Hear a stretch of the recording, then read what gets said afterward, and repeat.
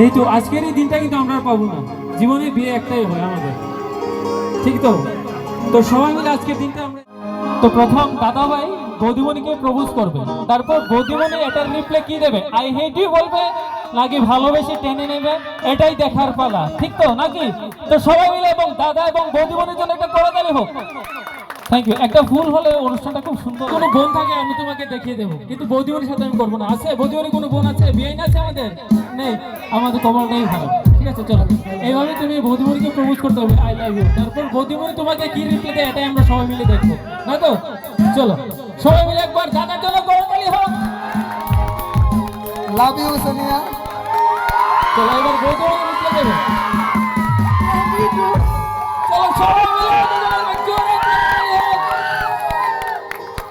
না না দাও দাও, এটা দাও, এটা তোমাকে দিয়েছে আজকের জন্য, এটা তোমার কাছে।